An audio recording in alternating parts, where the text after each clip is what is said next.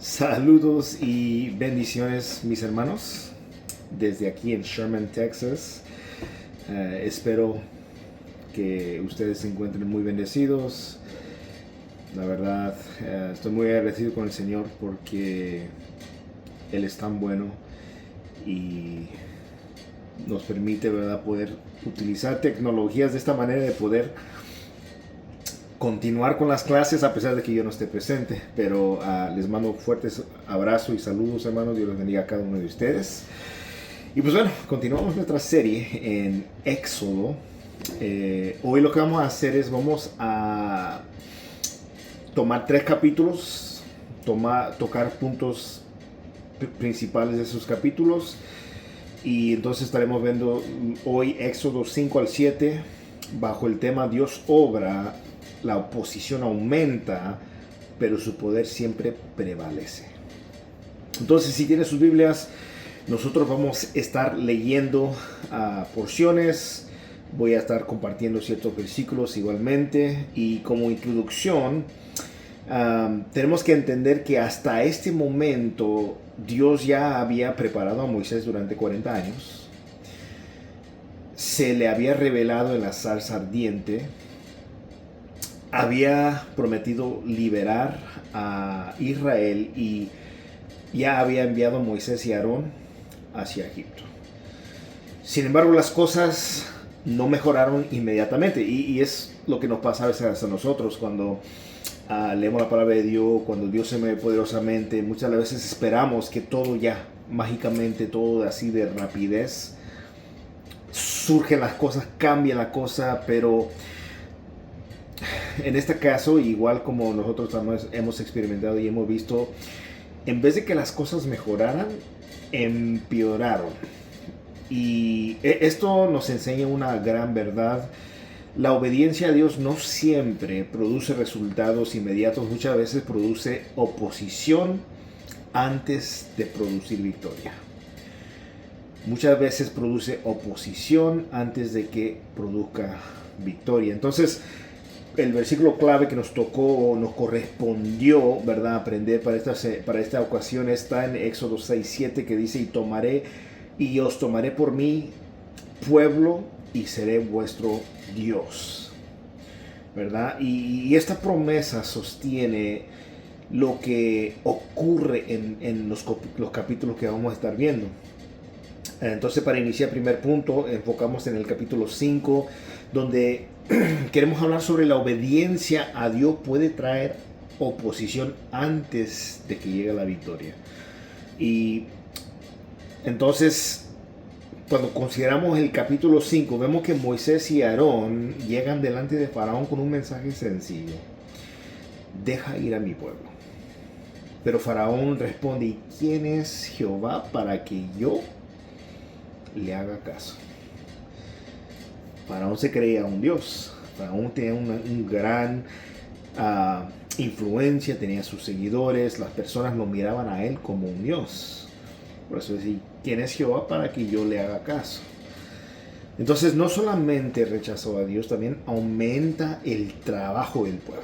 Aquí es donde Moisés y Aarón se encuentran en aprieto, porque ahora los israelitas deben producir la misma cantidad de ladrillos sin recibir paja. ¿Y qué hace el pueblo? Oh, Moisés, gracias por esto. Lo abrazan. No.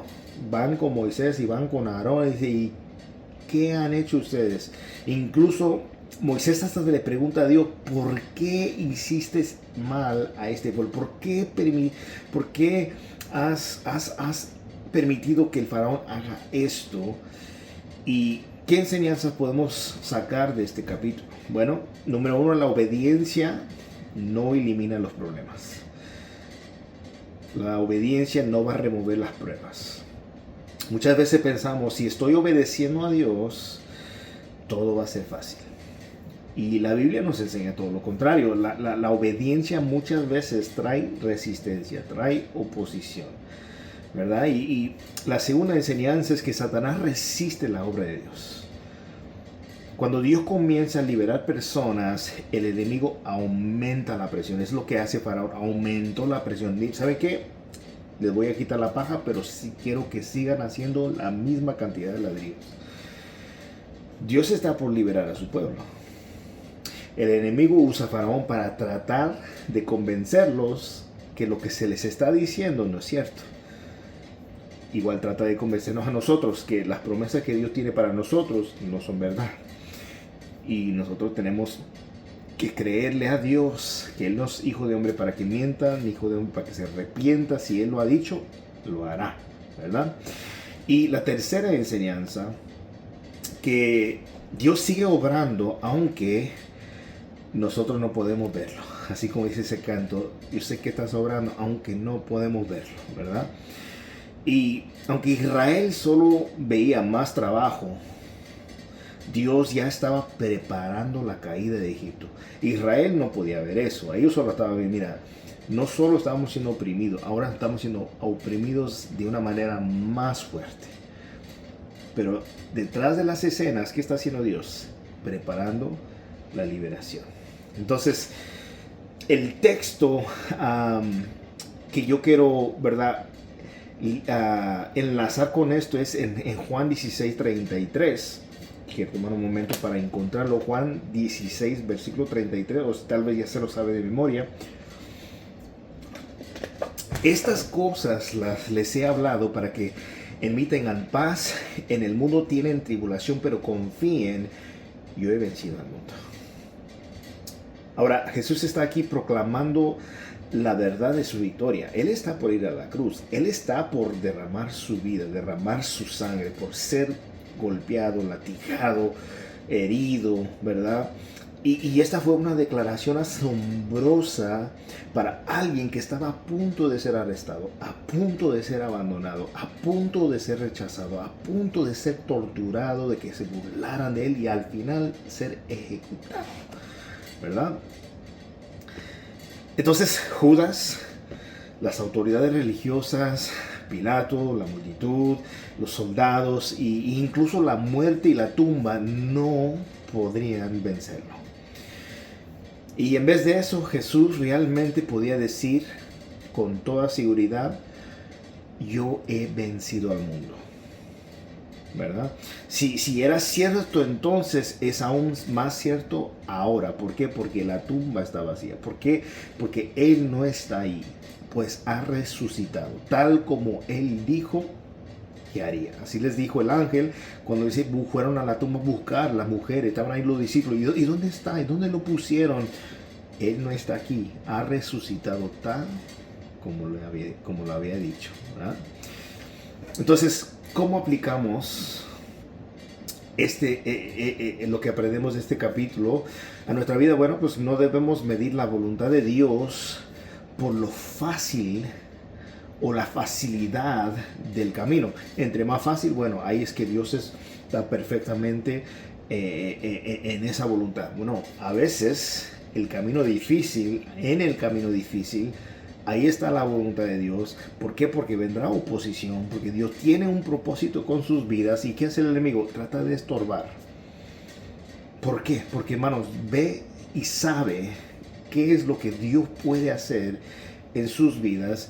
Y entonces el camino más fácil, la vereda, el atajo, que pareciera que el pasto está más verde del otro lado, no siempre es la voluntad de Dios.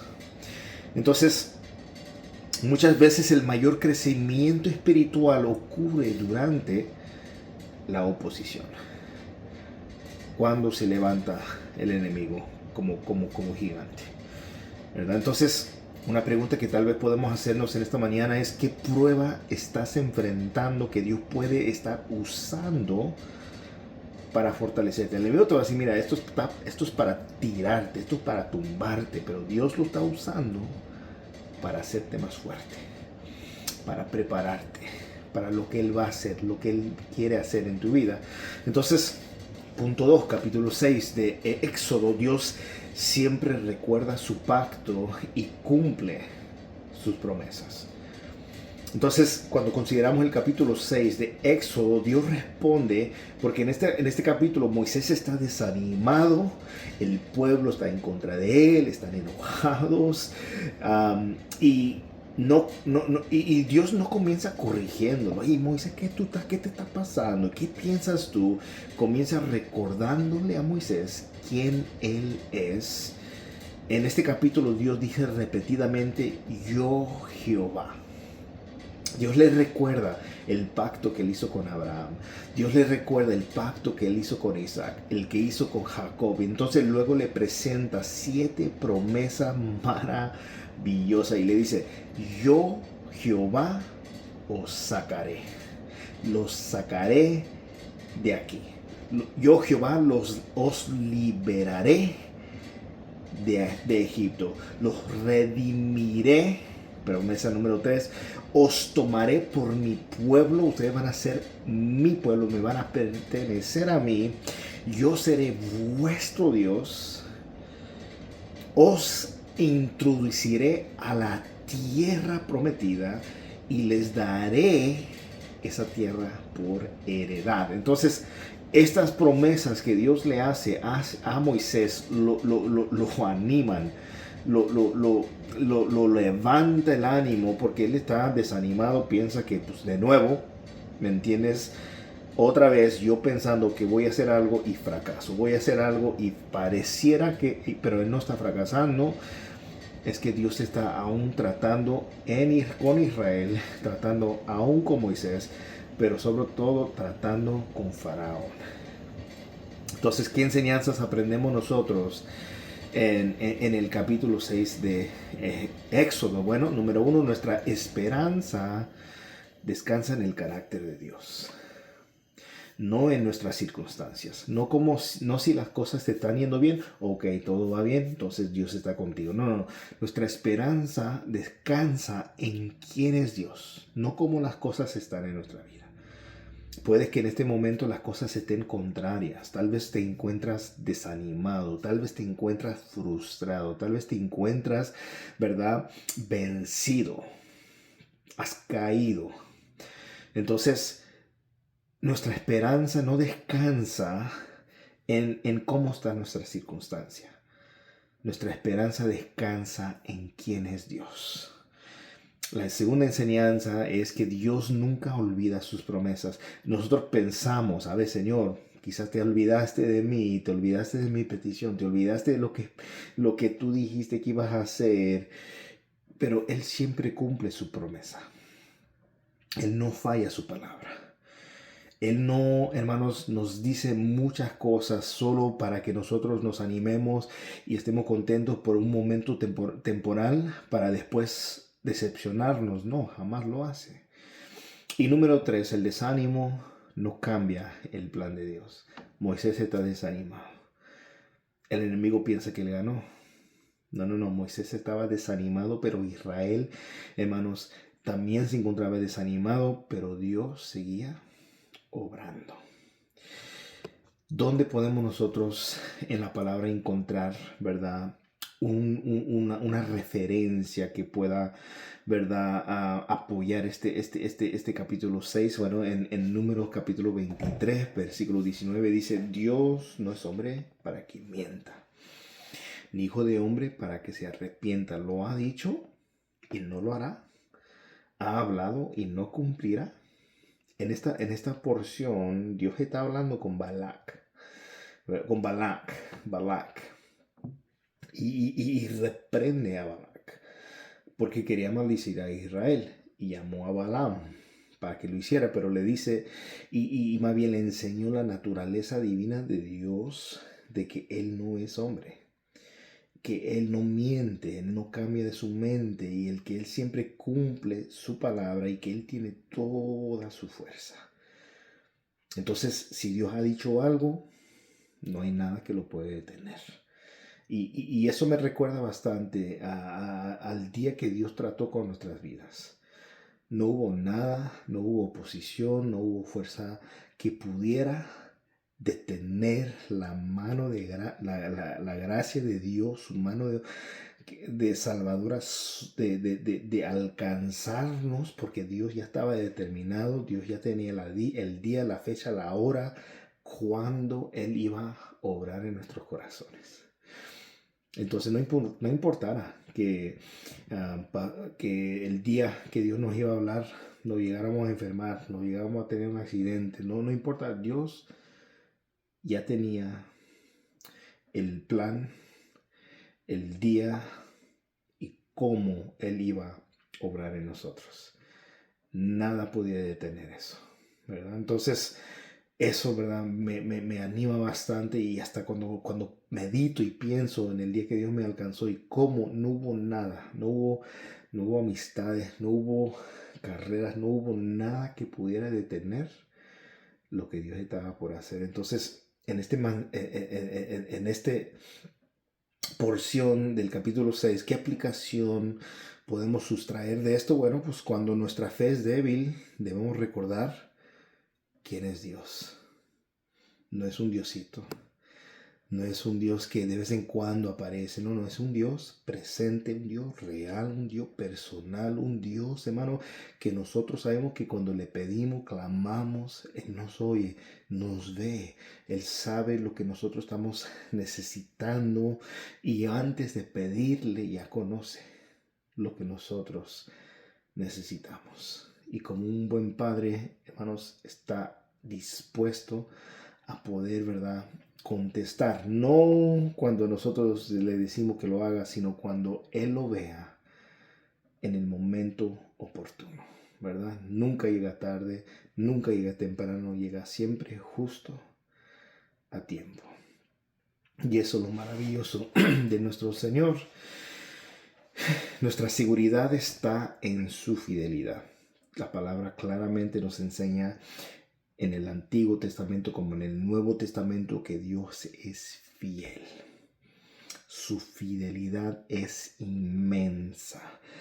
Aunque usted y yo somos infieles, dice que la palabra que Él permanece fiel. Y es más, nos dice, hermanos, la Escritura que Él es nuestro amigo fiel. Jamás nos falla. Jamás nos deja cuando más lo necesitamos. Está presente, está cerca en esos momentos que pareciera y hasta sentimos que no está, Él está. Entonces, ese es el punto número 2. Ahora pasamos al punto número 3, que es el capítulo 7, donde el poder de Dios siempre es mayor que el poder del ser humano. El poder de Dios es siempre mayor que el hombre. En este capítulo 7 comienza oficialmente la confrontación y no simplemente es Moisés contra Faraón, no. Es Jehová en contra de los dioses de Egipto. La vara de Aarón se convierte en serpiente, ¿verdad? Los magos, hermanos, ellos imitan eso mismo y tiran 2 varas, hermanos, se convierten en serpientes también, pero la vara de Aarón que se convirtió en serpiente se come la de ellos. Sí pudieron imitar esa señal, pero la vara de Aarón se comió la de ellos. ¿Por qué? Porque no hay nadie que sea igual a Dios. Los magos hacen algo parecido, hermanos, pero la serpiente de Aarón devoró la de ellos, ¿verdad? Entonces después viene la primera plaga. El agua se convierte en sangre y cada una de las 10 plagas era dolorosamente literal y estaba dirigida contra algún aspecto de la falsa religión y iba en contra del dios principal de los egipcios que ellos adoraban. Y en la primera plaga, la conversión del Nilo y de todas las aguas de Egipto en sangre fue una ofensa al dios Nilo, llamado bajo el nombre Hapi, que se creía que era el dios de la fertilidad. Bueno, ¿qué hace Dios al retar a este dios que decía ser el dios de la fertilidad? Bueno, esta plaga provocó la muerte de los peces, provocó un golpe contra la religión egipcia que adoraban toda especie de peces. Fue un gran golpe al dios Hapi que ellos adoraban, mostrando que era Jehová en contra de los dioses de Egipto, y hermanos, y ellos no podían estar frente al Señor sin quedar derrumbados y derrotados. Entonces, ¿qué enseñanza nosotros aprendemos de este capítulo 7? Bueno, Dios demuestra su autoridad sobre toda autoridad humana. Faraón, hermanos, la gente lo consideraban como un dios. Pero delante del Señor, simplemente era otro mortal más. Solamente era un hombre. Una persona con limitaciones. Una persona, hermano, que no tenía el poder supremo. No tenía todo el poder. Tenía unos poderes, tenía unas influencias, tenía un seguimiento, pero en comparación a Dios no era nada. Número 2, la enseñanza que aprendemos en este capítulo es que los milagros falsos nunca igualan el poder verdadero de Dios. El enemigo también sabe hacer, ¿verdad?, sus supuestos milagros.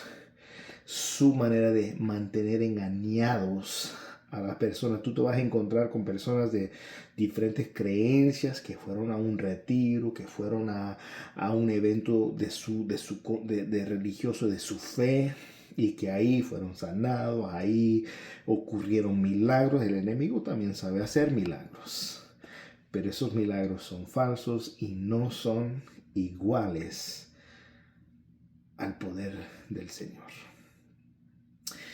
Los magos, lo vemos en el ejemplo de los capítulos del capítulo 6 y 7, podían imitar algunas señales, pero no podían detener el juicio de Dios que venía.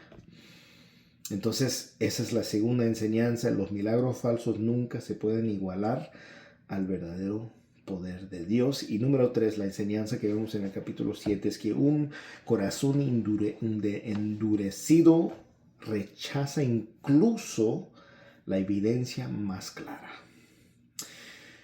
Hermanos, Faraón vio no un milagro, no unos cuantos, vio muchos milagros, muchos prodigios. Con sus propios ojos miraba el juicio divino de Dios. Hasta tal punto, cuando Dios manda la plaga de las ranas y le pregunta a Moisés, ¿cuándo quieres que te quitemos estas ranas de encima? Mira, para el próximo día. Porque Dios le había endurecido el corazón con el propósito de magnificar su poder a través de estas obras y prodigios que él estaba por hacer, porque iba a destruir el sistema religioso de su fe, destruir, ¿verdad?, y dejarlos en ruinas económicamente, y, hermanos, dejarlos en un estado de la cual jamás se han podido recuperar. ¿Por qué? Por el trato y la manera con la cual trataron con el pueblo hebreo, ¿verdad? Dios tuvo que dar juicio a ellos, y no solo los liberó, los dejó en ruinas, ¿verdad? Entonces, un corazón duro es un juicio de parte de Dios. Mira, si Dios en esta hora o hasta este punto de nuestra caminar con Él nos ha permitido mantener una sensibilidad a un poder, hermanos, ser sensibles al mensaje de Él, hermanos, démosle gracias a Dios. Nunca queremos llegar a tal punto, hermano, que ya ni penetre, ya ni sintamos nada. Hermano, si Dios no nos te está amonestando semana tras semana, si el mensaje no, hermanos, te amonesta, no te trae convicción, no te incomoda, te inquieta, hermanos, sería preocupante, hermanos, el por qué.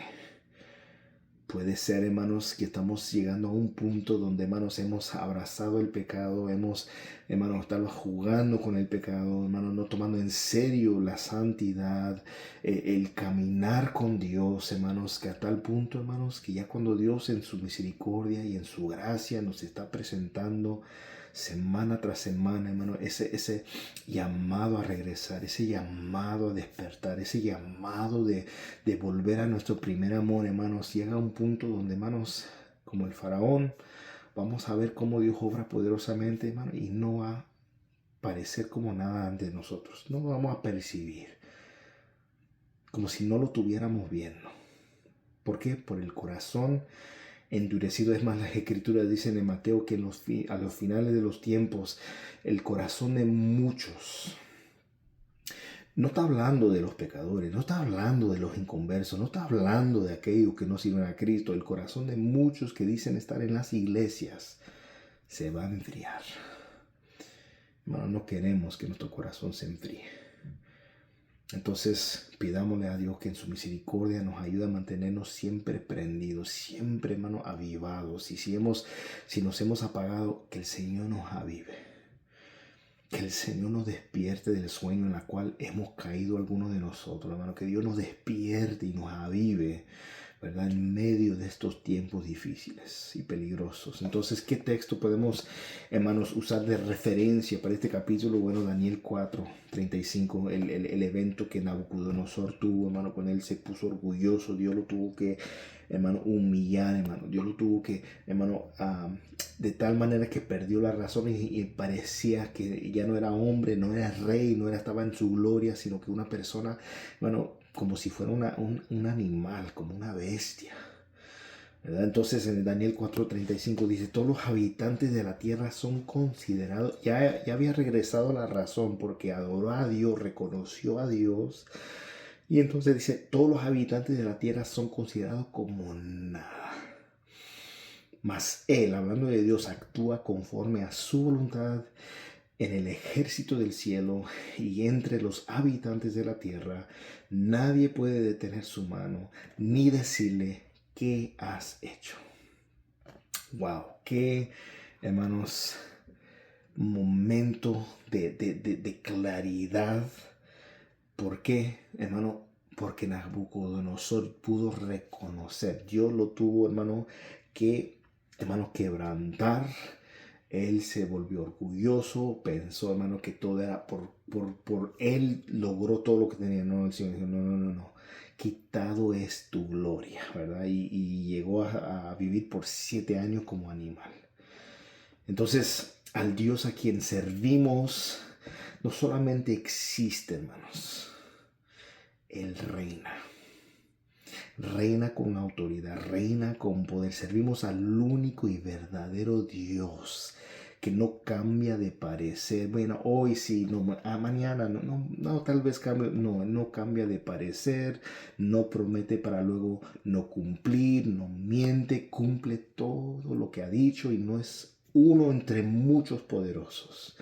Porque los egipcios pensaban, bueno, él tal vez es uno entre muchos de nuestros dioses poderosos. No. Él es el Todopoderoso y con Él no hay igualdad. No hay iguales. Ni el enemigo es igual. No, es el Todopoderoso. Y todos los demás dioses son falsos, ¿verdad? No hay Dios, sino solamente el Dios al cual usted y yo servimos. Entonces, ¿cómo aplicamos este capítulo a nuestras vidas? Bueno, el problema de Faraón no era falta de evidencia. Bueno, pues muéstrame más señales, Señor. Si yo veo, voy a creer. Que como el Tomás, cuando le dice, hey, Jesús resucitó. No, si yo no veo los hoyos en su mano y no pongo mis dedos en su costado, el Señor se les aparece la próxima vez y dice, Tomás, ven, cree. Y adoró a Dios, pero el Señor, bienaventurados aquellos que no vieron y creyeron, ¿verdad? Entonces, el problema no es tener falta de vida, hermano. Dios ha mostrado tantas señales, tantas evidencias de su existencia, que Él es real, que Él es el Todopoderoso. ¿Y qué era lo que le faltaba a Faraón? Le faltaba humildad. Debemos tener cuidado de no endurecer nuestro corazón a tal grado, hermanos, que cuando Dios nos corrige, ya no, hermanos, no hay nada que nos mueva. Eso sería triste, hermanos. Sería pésimo eso, hermanos. Entonces la pregunta, hermano, que yo quiero que tomemos un momento para pensar, ¿hay alguna área donde Dios te está llamando a obedecer y aún estás resistiendo? Piensa por unos momentos ahí donde estás sentado. ¿Hay alguna área en mi vida donde Dios me está llamando a obedecer, pero yo sigo resistiendo? Quiero que piense bien en esto, hermanos. Y si tú viene a tu mente eso que esa área que Dios está tratando y aún está resistiendo, mira, humíllate. Rinda eso al Señor. Humíllate delante de Dios y decirle, Señor, te lo doy. Ya no lo voy a seguir abrazando. Lo suelto. Lo dejo, lo abandono. ¿Por qué? Porque mi amor por ti es más que mi amor por eso. Entonces, en conclusión, hemos estado rápidamente repasando los capítulos 5, capítulo 6 y capítulo 7 de Éxodo. Y nosotros vamos a encontrar tres grandes verdades aquí. Número uno, la obediencia puede traer oposición antes de la victoria. Muchas de las veces, hermano, la victoria está por venir, la victoria viene en camino, pero se levanta una oposición y pensamos, mira, la dificultad, no puedo más. Y muchas veces hasta hemos dejado de orar, hemos dejado de buscar al rostro de Dios, hemos dejado de ayunar, porque nos damos por vencidos, pero la victoria está en camino. Entonces, la obediencia puede traer oposición antes de la victoria. Entonces, no se dé por vencido. Siga buscando, siga clamando, siga creyendo que la victoria está en camino. La verdad número dos es: Dios nunca olvida sus promesas. Hermanos, al estar aquí, la verdad no puedo, hermanos, estar más agradecido con Dios al experimentar, hermanos, su gran amor, su amor inagotable por mi vida. Como, hermanos, Dios es tan bueno, hermanos.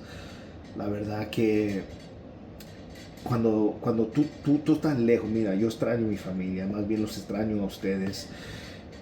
Y es en esos momentos, porque a veces, hermano, cuando nos vemos todos los días, nos vemos todos los fines de semana, bueno, tendemos a no darle tanta importancia, empieza a perder valor, hermano, que, bueno, aquí está el hermano fulano, Dios te bendiga, hermano.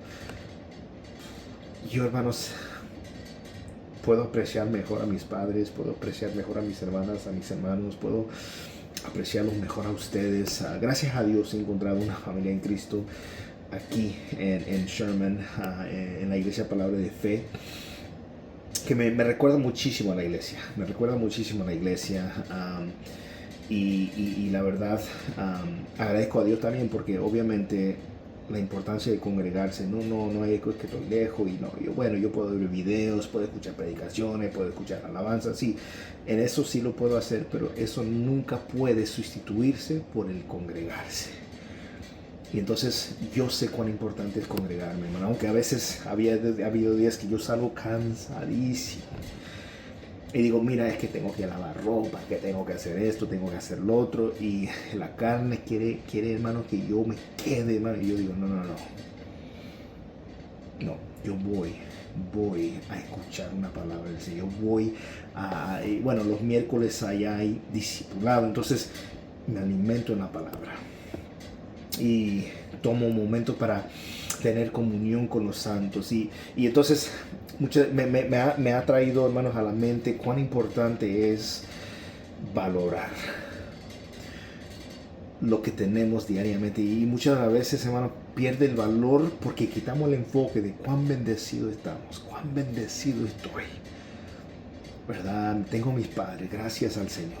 Yo debo, hermano, y yo oro por ellos. Y yo les pido a Dios que Dios me los bendiga. Y, hermano, y yo oro por ustedes, pido que Dios les bendiga a ustedes. Pero en reflexión, hermano, estaba pensando en este día cómo, hermanos, a veces pasamos por alto, hermanos, las muchas bendiciones que Dios tiene para nosotros. el tener un trabajo, el tener sustento, el tener un lugar, tener aire acondicionado, hermanos, y las provisiones, hermano, no han faltado. Dios, hermano, ha provisto. Y, hermanos, la verdad que me lleva, hermanos, a reconocer cuán importante es la presencia de Dios, hermanos.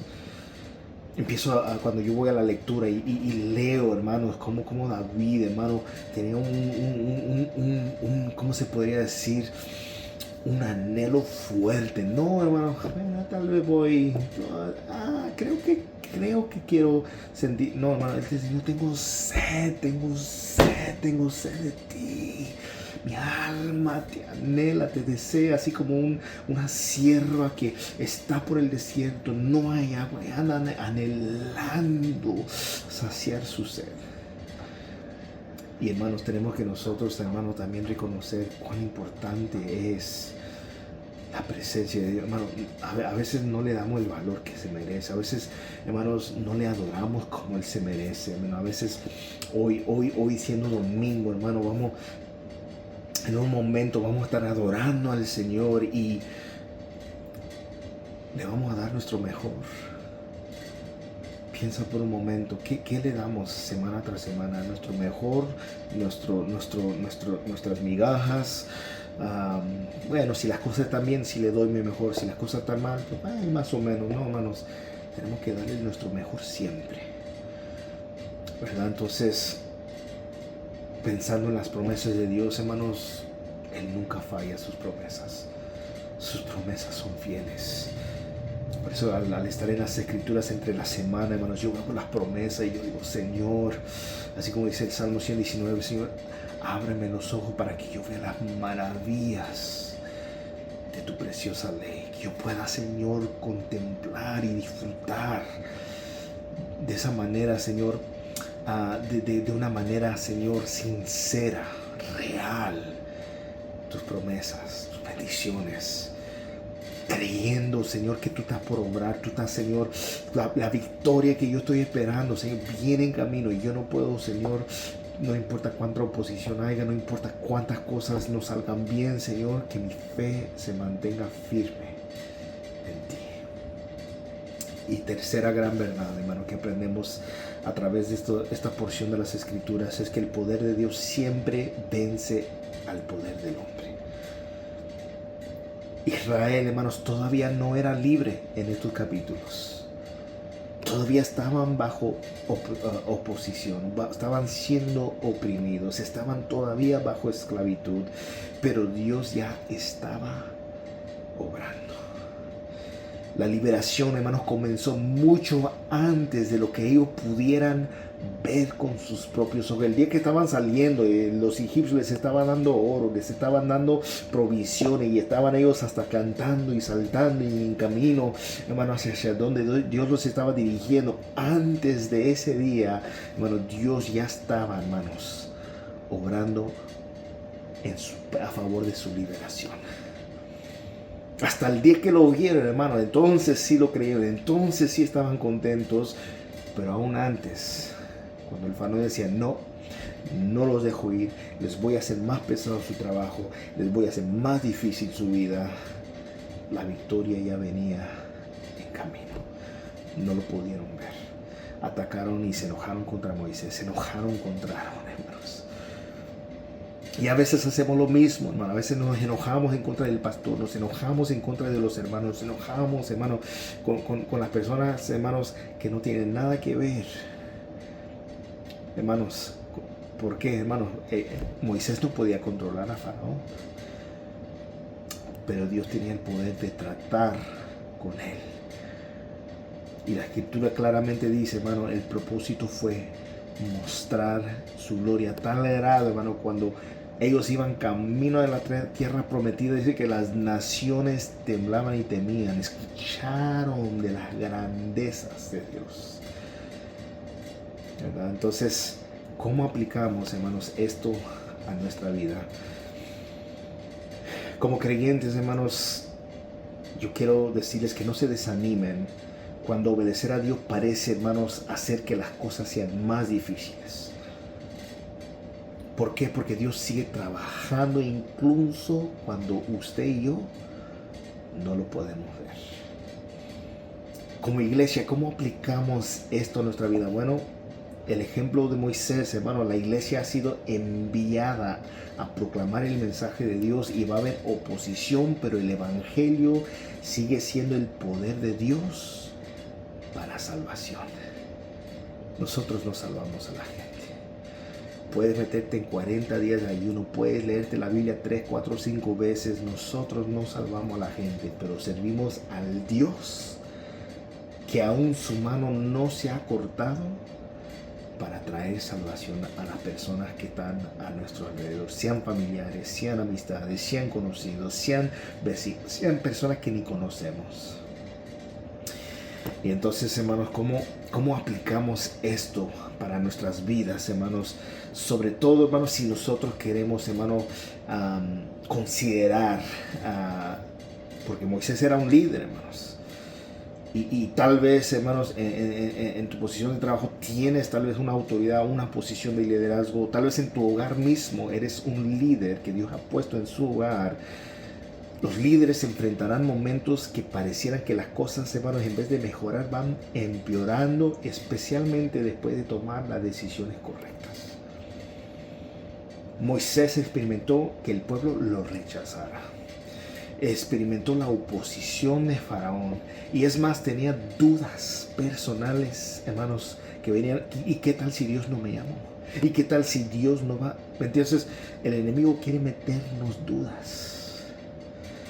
Sin embargo, mi ánimo para ti es: sigue obedeciendo, porque, hermanos, confiamos en la fidelidad de Dios. Un buen líder, hermanos, no mide el éxito únicamente por los resultados inmediatos. Yo he aprendido eso en mi rol de liderazgo donde estoy trabajando, hermanos. Los resultados no vienen, hermanos, inmediatamente. Hay empeño, hay trabajo, hay sudor, hay, hermanos, días que parece que me rompo la cabeza pensando: ¿y cómo lo voy a hacer? Y mira que esto está difícil. Pero reconozco una cosa, hermanos: yo no logro esto por mí mismo, sino por la fidelidad al llamado que Dios tiene para con mi vida. Dios me tiene ahí trabajando, hermano, para Chick-fil-A. Yo no sé cuáles propósitos Él tenga en cuanto a la finalidad de eso, hermano, pero ¿sabes qué? Yo reconozco que la fidelidad de Dios permanece, y al llamado que Dios tiene, hermanos, para mi vida, es un llamado, hermanos, fiel. Y yo le creo al Señor. Y estoy dispuesto, hermanos, a mantenerme firme en el pase lo que pase. ¿Cómo aplicamos esto? Si tal vez alguien en la congregación, alguien en esta mañana no conoce a Cristo, pues bueno, Faraón representa el corazón endurecido, hermanos, por el pecado. Hay a veces que pensamos: mira, ok, eso suena bueno, pero cuando sea mayor, cuando yo ya no tenga vida, ya quiera yo ser aburrido, aburrida. Israel representa, hermano, la humanidad esclavizada. Así como Dios levantó a Moisés para anunciar la liberación, hermanos, envió finalmente a Jesucristo para traer una liberación mucho mayor. No de la esclavitud de Egipto, sino de la esclavitud del pecado. Hermano, hemos sido liberados de la esclavitud del pecado, y tal vez te encuentras atado, y tal vez te encuentras que ya no has intentado muchas cosas, ha sido tras una cosa, tras otra cosa, no hay satisfacción, no hay paz, no, hermanos, hasta tal vez te encuentras deprimido, desesperado, tal vez, hermanos, bajo depresión. Yo quiero que ustedes sepan que Cristo es la solución. Cristo quiere hacerte libre. Entonces, dámosle gracias a Dios, hermanos, en esta preciosa hora, por esta preciosa palabra. Ahora, lo más importante que yo reconozco, hermanos, es que ahora, ¿cómo aplicamos esto a nuestra vida? Entonces, que no nomás entre por aquí, hermanos, y salga por allá. Que entre por el oír, hermanos, y que baje al corazón, y que sea Dios, hermanos, moviendo, ministrando y ayudándonos, hermanos, a poner en práctica las verdades gloriosas que estamos aprendiendo en esta hora, hermano. Vamos a darle gracias al Señor por esta preciosa enseñanza. Que Dios me lo bendiga, hermanos, y démosle gracias a Dios. Padre, gracias, Señor, te damos, Señor. Yo sé, Señor, que tú hablas a tiempo y fuera de tiempo. Señor, las distancias, Señor, no son un impedimento, Señor, para que tú puedas, Señor, llevar esa palabra que no vuelve vacía, Señor.